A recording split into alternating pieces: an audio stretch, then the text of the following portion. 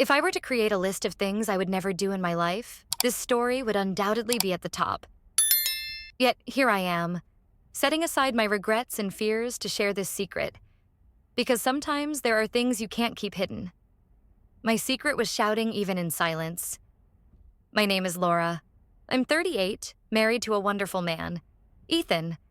And from the outside, I lead a life many would envy. But everything isn't as perfect as it seems. The truth is, my life changed completely a few months ago. And it all started when Ethan's son from his first marriage, Ryan, came to stay with us for the summer. Ryan is 21, handsome, intelligent, and an impressive young man. At first, I tried to maintain a proper distance as a stepmother. But before I knew it, that distance turned into a dangerous closeness I hadn't seen coming. I remember the first time I saw him. He was standing by the door, a slight smile on his face, holding a suitcase. There was an odd confidence in his eyes, and at that moment, I realized he wasn't just a young guy. Ryan reminded me of something I had been missing for years.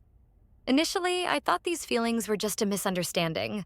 After all, this was a temporary situation, right? But I was wrong. Ethan's frequent business trips and the fact that Ryan and I were often home alone made things more complicated. One day, Ryan looked at me and said, "Laura, I've never felt so peaceful in this house." The warmth in his gaze unsettled me. At that moment, I knew I couldn't hold back. I thought about his words repeatedly. "I've never felt so peaceful in this house." Such a simple sentence, yet the look in his eyes. It was something I had never felt before. And an excitement stirred inside me that I couldn't understand. I began blaming myself. These feelings weren't right. They shouldn't exist. But no matter how hard I tried to push them away, I felt the connection between Ryan and me growing stronger. When Ethan wasn't around, Ryan and I started talking for longer periods. At first, it was harmless. We talked about books, movies, and life. But over time, our conversations became more personal, more intimate. One day, while I was making coffee in the kitchen, he came over and said, "Laura, talking to you feels so good." Our eyes met, and my heart raced. Was this a misunderstanding? Was I imagining things? But one night, everything shifted. Ethan was away on a business trip, and Ryan and I were home alone. It was raining outside, and we were watching an old movie on TV. The space between us kept shrinking, but it wasn't just our bodies getting closer. It was our conversations, our glances, even the silence between us that seemed to carry weight. When the movie ended, Ryan turned to me with a small smile and said, "Laura, I've never felt so close to anyone." My heart was racing, and I didn't know how to respond. I should have backed away, but instead I stayed silent, overwhelmed by the intensity of the moment. The seconds of silence felt like an eternity. Ryan reached for my hand, but just then I stood up and said, "It's late. I need to go to bed." My voice trembling. Ryan just looked at me, said nothing, but the expression in his eyes said everything. That night I couldn't sleep. I didn't know what to do. The thought of betraying Ethan was unimaginable, but at the same time, staying away from Ryan felt impossible. How could I escape this situation? I tried to sleep but couldn't. Ryan's words, his gaze, and even his silence were swirling in my mind. I kept telling myself to stop, but the feeling was becoming uncontrollable. Everything would return to normal when Ethan came back, right? But things didn't work out that way. The next morning, we sat alone at the breakfast table. The silence between us was thick, almost tangible. After a while, Ryan spoke calmly. "Laura, I'm sorry for my behavior yesterday if I made you uncomfortable." His words showed maturity and responsibility, but also opened the door for us to discuss what was happening. "I wasn't uncomfortable," I replied, focusing on my coffee. But as soon as the words left my mouth, I didn't even believe them myself. From that day forward, Ryan and I spoke more carefully. But beneath the surface, there was an undeniable tension. Something unspoken that neither of us had the courage to address. One day, when Ethan was home, Ryan came up to me in the kitchen and quietly said, "Laura, we need to act like a family in this house.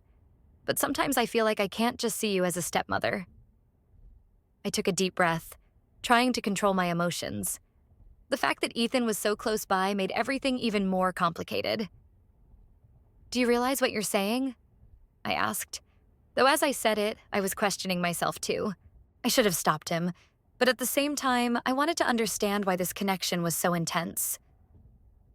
Ryan answered quickly and clearly, "I know, Laura, but these feelings are consuming me. I just wanted to say something." After that conversation, things became even more complicated. Ryan wasn't saying much outright, but his actions spoke volumes. Ethan's presence forced me to suppress these feelings, but I had no idea where this suppression would lead us.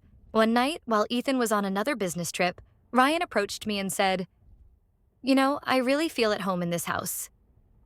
His words seemed innocent, but they carried a deeper meaning. Seeing how Ryan was grappling with his emotions both intrigued and scared me. It was one of those nights when Ethan was away, and the house was strangely quiet. The rhythmic sound of rain hitting the window only amplified the tension. Ryan had retreated to his room, and I was sitting in the living room, lost in my thoughts. Something was off. An unease I couldn't explain. Maybe it was the guilt growing inside me, or maybe the pressure Ryan's presence created. I went to the kitchen for a glass of water, trying to collect myself, when I heard a faint rustling from the garden. Our dog Buddy, usually calm, was barking outside, and for some reason, something was bothering him. I went outside to check on him, adjusting his leash, and tried to calm him down. That's when I felt someone behind me. I turned around and saw Ryan. "Laura, what are you doing out here?" he asked, his voice calm but curious. Buddy was barking at something. "I was just checking on him," I replied, trying to hide the trembling in my voice. Ryan took a few more steps toward me. "Is everything okay?" "I could tell that you seemed a bit on edge," he said. I struggled to answer that because the moment Ryan looked at me, the gap between us wasn't just physical. It was closing emotionally as well. Then, when he spoke, everything became even more complicated. "Laura, sometimes it feels like everyone here is hiding something," he said, his eyes revealing the confusion he felt. "What do you mean, Ryan?" I asked, though I was afraid of hearing the answer. "I try to ignore some things," Ryan said, looking away. "But sometimes the things you see can change you." In that instant, my heart almost stopped. Was Ryan implying that he had seen something? Or was he simply sensing something? His words echoed in my head. "Sometimes the things you see can change you." That sentence hit me hard. I took a deep breath, trying to stay calm. "Ryan, what exactly do you mean?" I asked. He stayed silent for a moment, staring at me as though searching for the right words. Finally, he sighed and said, "Laura, I've watched you a few times. I've observed you, and sometimes I felt like things weren't what I thought they were." His words trapped me, and I couldn't even look him in the eye, unsure of what he might say next. "Ryan, whatever you saw or felt, it's something explainable. Please don't jump to conclusions," I said, though my voice trembled. Ryan took a step closer, his eyes filled with seriousness.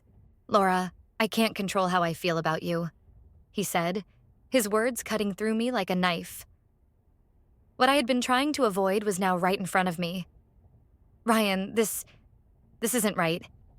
You shouldn't feel this way," I replied, though even I didn't fully believe my own words.